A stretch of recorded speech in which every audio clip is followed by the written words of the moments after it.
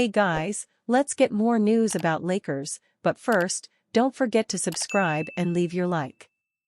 Charles Barkley crushes Lakers with blunt 6-word message after ugly loss to Mavs. LeBron James and the Los Angeles Lakers lost their second straight game Tuesday night, falling to an injury-depleted Dallas Mavericks team, 118-97, on the road. The loss drops the Lakers to 20-16 on the season and puts them in the number 6 spot in the Western Conference. The game was on TNT, which meant the Inside the NBA crew got to weigh in on the loss, and Charles Barkley, to the surprise of no one, didn't hold back on the Lakers. "The Lakers stink, plain and simple," Barkley said of Los Angeles, which lost to a Dallas team that didn't have Luka Doncic or Kyrie Irving.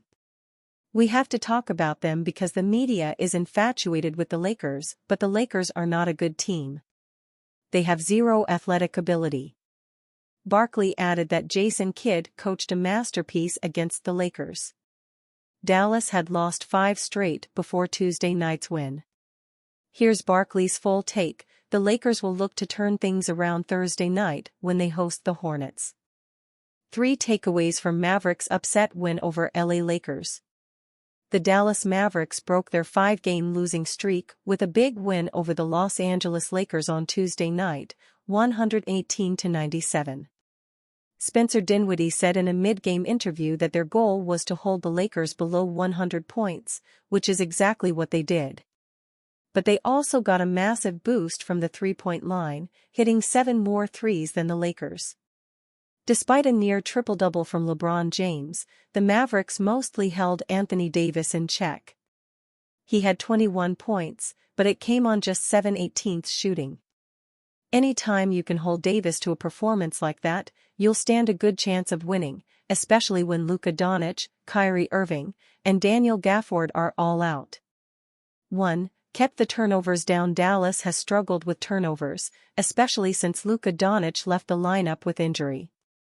They had just 10 against the Lakers, a massive improvement from the 15 they had against the Grizzlies on Monday night or the 20 they had against the Rockets last week. They can't afford to make mistakes without their 2 leading stars, and they did a good job in this one. 2. OMG Quentin Grimes continues to step up when he's needed, and he delivered one of his best performances on Tuesday night with 23 points, 9 rebounds, and 6 assists on June 11 shooting from three-point range. He's becoming an untouchable on this roster, even in the last year of his contract. He's been mentioned as a tradable asset, but the Mavericks need players like this on cheaper contracts who can give them the occasional 20-point performances and shoot better than 40% from 3. 3. Much better defensive performance for Dallas to win without Irving and Doncic. It's going to come on the defensive end mostly. Allowing the near 120 PPG that they were allowing in their 5-game losing streak wasn't going to cut it. So they set the tone on defense in this game, holding the Lakers to 45.3% from the floor and 31.4% from 3. Holding LeBron James, Anthony Davis, and Austin Reeves to a combined 18-44 shooting is going to win games more often than not. J.J. Redick criticizes Lakers players for bad defending against Mavericks. The Los Angeles Lakers suffered a shocking 118-97 loss to the undermanned Dallas Mavericks on Tuesday at American Airlines Center. The Mavericks romped to victory despite missing both Luka Doncic and Kyrie Irving, and Lakers head coach J.J. Redick was not happy with what he saw. In his post-game press conference, Redick criticized his players for how they defended in Dallas. Reporter: JJ, was there one thing above others that you saw as the reason for the loss? J.J. Redick: I mean, obviously, they killed us with any ISO stuff. We talked this morning just about not giving up ISO threes. We gave 2 up in the first quarter and then tried to press up a little bit, and sometimes we did a decent job of containing the basketball. They made some tough 2s, and there was a bunch of times we didn't contain the basketball well. And our basic, shell, day 1, defense, just wasn't good. Low man wasn't there. If he was there, the weak side rotation wasn't there. We just couldn't get stops on that. We played fine in the first half, like it was fine. We were up 6 with 2:59 to go and Klay Thompson comes out and hits 3 threes and Spencer Dinwiddie gets a layup at the end. And then they start the second half on a run, we cut at 5 and then they made 4 straight threes. I'm not sure what our rotations were. I've never seen us try to execute what we were doing. I haven't watched the film yet. Just watching it live and talking to the assistants who did watch it on film, we're not sure what was going on with the shift positioning and the rotations. Never seen it before. Reporter, that second stretch, I think it was Jaden Hardy that hits threes from kind of the same spot. Is that what you're talking about? Redick, yeah, then hit another one on the right side.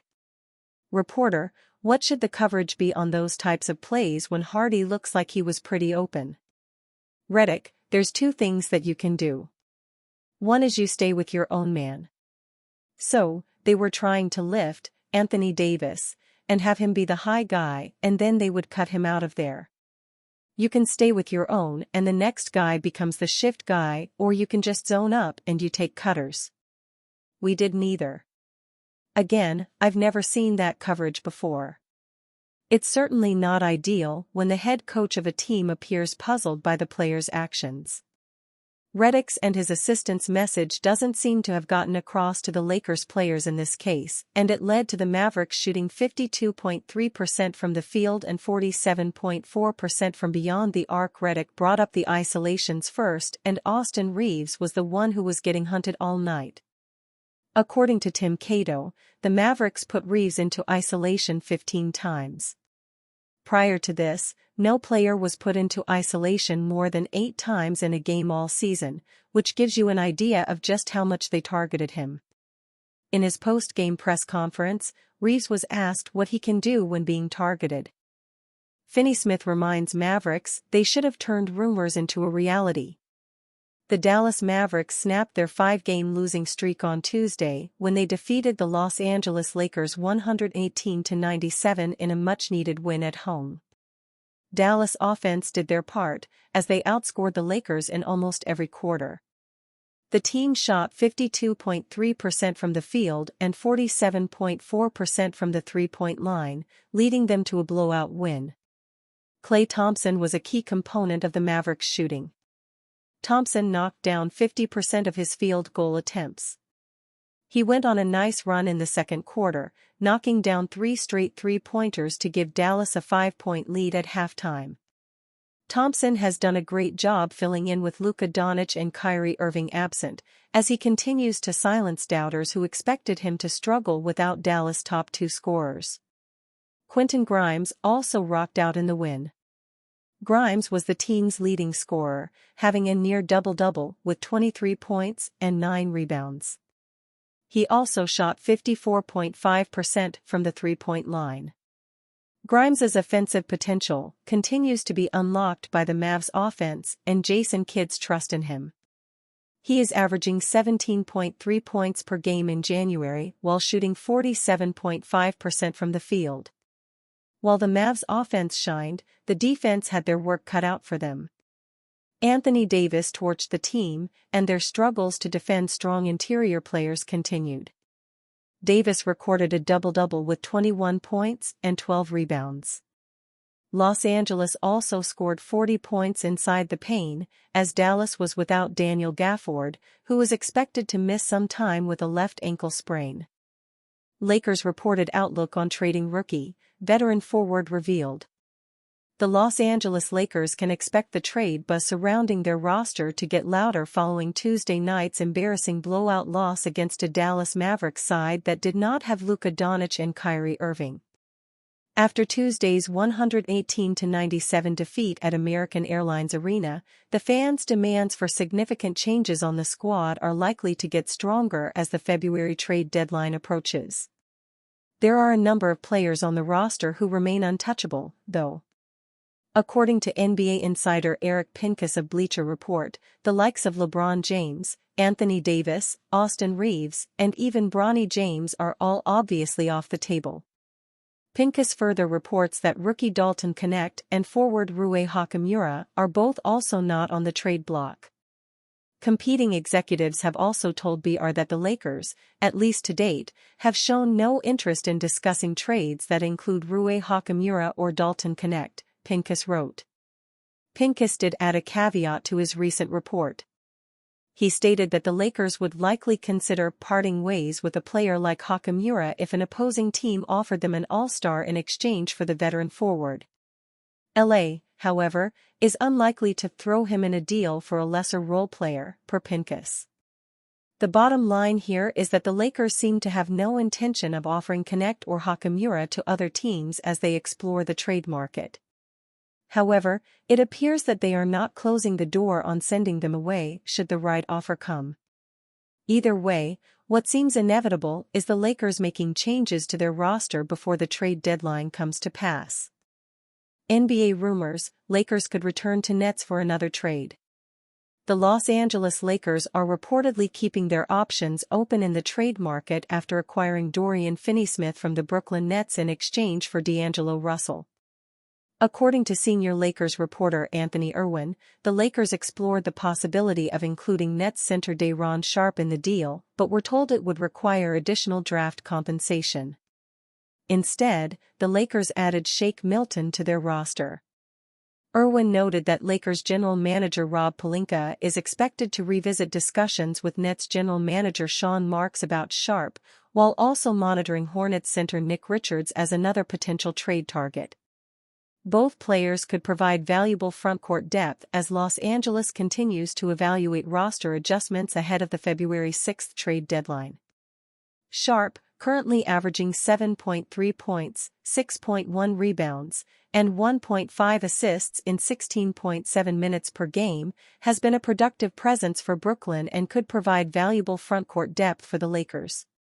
Adding a backup center remains a priority for Los Angeles as they evaluate potential moves ahead of the February 6 trade deadline. This report also comes as the Lakers are currently the 5th seed in the Western Conference with a 20-15 record. They sit only 3 games behind the 2nd seed, showcasing the team's competitive positioning. The Lakers will aim to bounce back from their 119-115 loss to the Houston Rockets on Sunday as they prepare to face the Dallas Mavericks, 20-16, on Tuesday night. Additionally, Jared Vanderbilt is nearing his return after missing nearly a year due to a midfoot sprain and knee issues. Vanderbilt, a key contributor during the Lakers' 2023 Western Conference Finals run, appeared in only 26 games last season. His availability in the next 1 to 2 weeks could influence the team's strategy as general manager Rob Pelinka considers further roster adjustments. With interest in Sharpe and Hornets center Nick Richards, the Lakers appear focused on bolstering their frontcourt depth. The ongoing discussions between Pelinka and Nets general manager Sean Marks indicate that Los Angeles remains active in exploring opportunities to strengthen their roster during a critical stretch of the season. And you, fan? What do you think of the situation of Day'Ron Sharpe? Leave your opinion in the comments.